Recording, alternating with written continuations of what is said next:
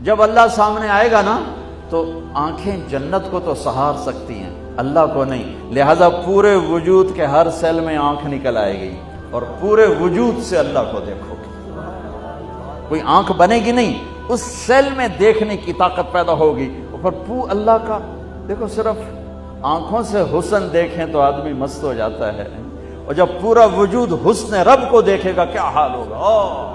از لذت دیدارش خسرو چ تواں گفتن سر دادن و جاں دادن نادیدہ رخ یار ہے۔ ہائے ہائے، امیر خسرو کی اللہ قبر روشن کرے، یا اللہ تجھے دیکھا نہیں، تیرے لیے لٹ پٹ گئے، سولیوں پہ چڑھ گئے، آروں سے چر گئے، اور جب تمہیں دیکھیں گے تو کیا حال ہوگا۔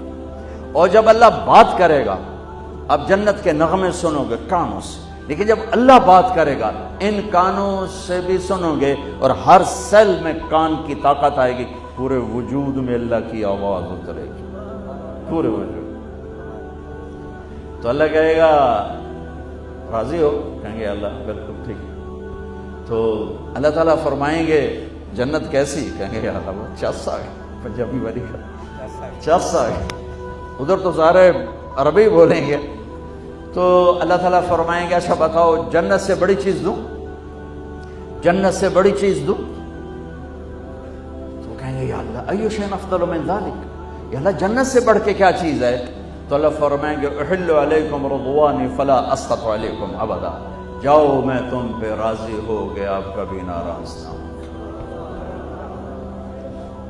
تو اس پر بندے کہیں گے یا اللہ تیری عزت کی قسم، ہمیں پتہ نہیں تھا تو اتنا خوبصورت ہے، ہمیں تو آج پتہ چلا ہے، تو ہمیں اجازت دے، ہم تمہیں جیسے لاہور میں بن دیکھے سجدے کرتے تھے، آج تجھے دیکھ کے ایک سجدہ کرنا چاہتے، پوری نماز نہیں، ایک سجدہ۔ اب اور اپنے رب کے بھی سنو، وہ کیا کہنے لگے؟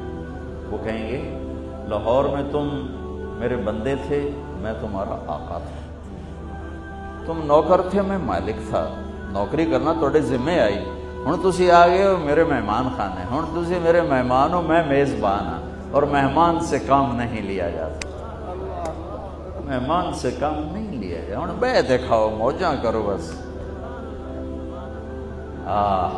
قد وضعت عنكم مؤونة السجود فلطالما اتعبتم لي الابدان وانصبتم لي الوجوه فالآن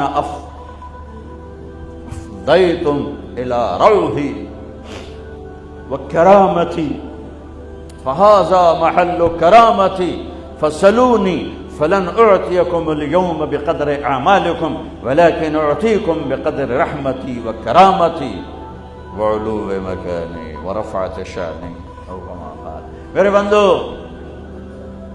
روزے بھی چھڈو، نمازیں بھی چھڈو، حج بھی چھڈو، عمر بھی چھڈو، اب تم موج کرو، کھاؤ پیو جاؤ، بیویوں کے ساتھ رہو، موج کرو۔ ہاں آج مانگو، کیا مانگتے ہو؟ مانگو کیا مانگتے ہو؟ آج میں تمہیں تمہارے عملوں کی وجہ سے نہیں دینا چاہتا، وہ تو تم جنت میں آ گئے، آج میں تمہیں اپنی شان کا دینا چاہتا ہوں۔ تو کہیں گے یا اللہ سب کچھ مل گیا، کوئی ہے ہی نہیں، کیا مانگے؟ کہ نہیں مانگو۔ کہا اچھا راضی ہو جا، کہو تو ابھی تمہیں کہہ دیا کہ میں راضی ہو گیا ہوں، ہوں دوبارہ کیوں پوچھتے پہ ہو؟ کہ اچھا منگی، ہاں مانگو۔ تو انسانی دماغ کوئی 5-6% کام کرتا ہے، باقی سویا ہوا ہے، اور اس کا ریشہ اتنا لمبا ہے، یہاں سے اٹھو اس کی تار بنا کے چاند کے اوپر سے نیچے لا کر یہیں گانٹھ لگا دو، کچھ 6 لاکھ کلومیٹر دماغ کا ریشہ ہے، اور ہر پن پوائنٹ میں کمپیوٹر چھپا ہوا ہے، یہ سارا سویا ہوا ہے، 2-4%، 5% کام کرتا ہے۔ جنت میں اللہ سارا کھول دے گا کہ ہن مانگ، ہن مانگ۔ اچھا مانگتے مانگتے تھک کر کہیں گے اللہ ہن بس ہو گیا، اللہ کہیں نہیں تھوڑا مانگا اور مانگ، پھر مانگنا شروع کریں گے، پھر مانگتے مانگتے مانگتے تھک جائیں گے، کہیں گے اللہ بس ہو گئے، کہنا نہیں اور مانگو۔ پھر تیسری دفعہ بھائی تو کی منگے ہے، تو کی منگے، چلے مولانا حنیف صاحب کو پوچھے بھائی تسی کی منگے، بڑے علامہ، تو استاد جی کو پوچھے، یہ میرے استاد محترم ہیں،